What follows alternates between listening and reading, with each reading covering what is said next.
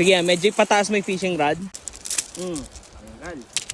Greetings mga brad, anong balita sa inyo? So gagala nga pala kami ngayon ni Mrs. kasi medyo yamot na kami sa buhay namin eh. So papunta pala kami ngayon sa Dungeness dito sa Southeast UK. Ang plano namin gawin ngayon mangisda kasi yun talaga yung pinakalibangan namin dito. Even before pa na dumating dito yan si Mrs. talagang yun na ginagawa ko dito nung mag-isa pa ako. So this time medyo upgraded na ako. Anyway, yung backstory sa ako nang sasabihin. Nagpa-member na pala ako sa Dungeness Angling Association kung saan meron kaming access dito sa private fishing spot.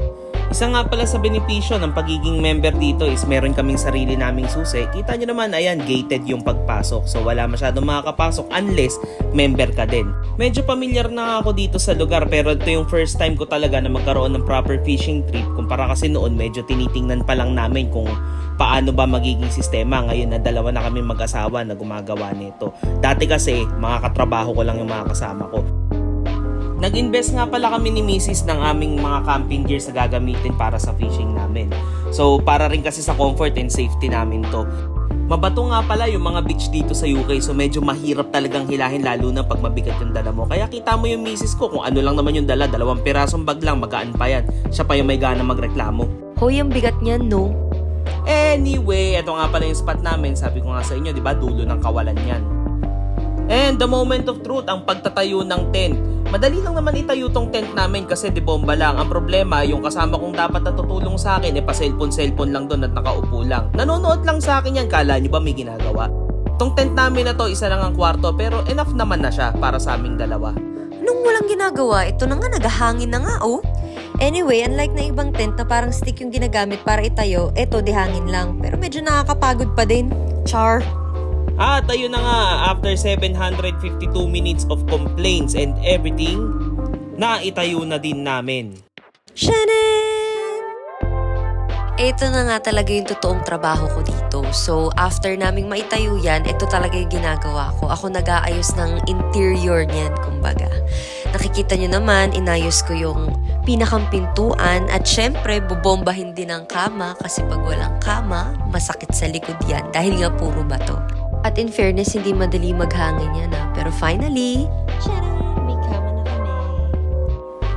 At ang dakilang driver ay bumalik na nga kay Hamsi, by the way, yung pangalan ng aming sasakyan, para manguha pa ng iba pang gamit. Yan, sinamahan ko na tinolding hands para di na magreklamo.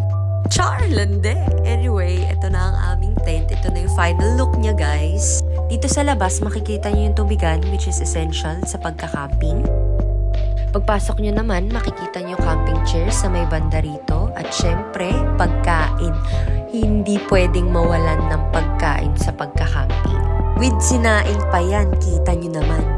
Yung gray na nakikita nyo is DIY refrigerator. Yan, nagawa ng napakagaling na mister. Ayan ha, napupuri ka ha. Anyway, dito na tayo sa loob. Ayan na yung kama na pinaghirapan kong gawin. At may unan din kaming dihangin na mahirap din gawin in fairness. At dyan po nagtatapos ang ating tent tour. Tignan nyo naman yung view, guys. To be honest, hindi ko rin alam kung bakit ako na-addict dito sa fishing at camping na to Pero I find it really relaxing. Kasi yung point na parang napakalayo mo sa trabaho mo, ang layo mo sa normal na bahay na tinitirahan mo, parang nare-reset yung utak mo. More than a year ko na rin palang hindi nagagawa to. Kaya naman, let's go!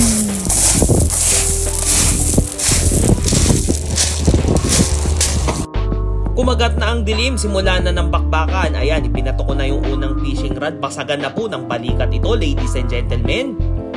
Medyo physically tiring siya pero mentally relaxing kasi syempre magbabato ka, aakyat ka ulit dun sa shingles, babalik ka ulit, paulit-ulit lang.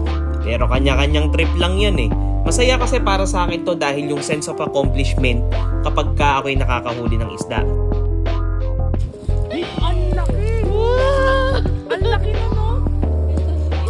At officially, first huli of the night. Yung common na uhuli nga pala dito sa UK is yan, ang tawag dyan dogfish, para siyang species ng shark. Pero hindi naman talaga siya yung shark na napapanood natin sa movie. Syempre, hindi tayo magpapatalo. Nakahuli ng isa, magbabato pa ulit ng isa. Pagod na siya, di ba? Pero okay lang yan, tuloy-tuloy lang hanggang sa makarami.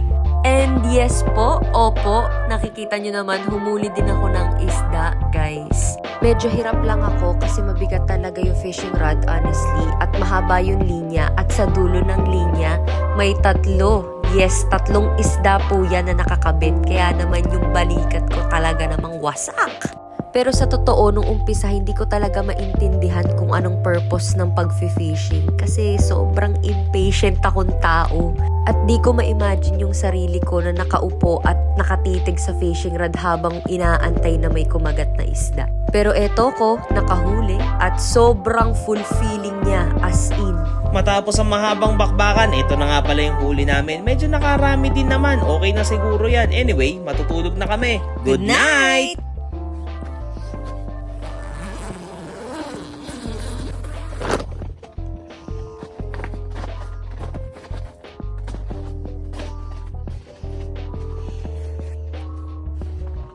Buo-buo pa.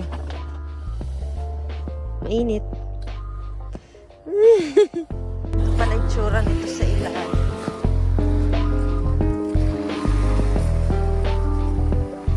Kay sarap maglakad sa tabing dagat habang yung araw nakatutok sa'yo tapos naghahanap ka ng bato.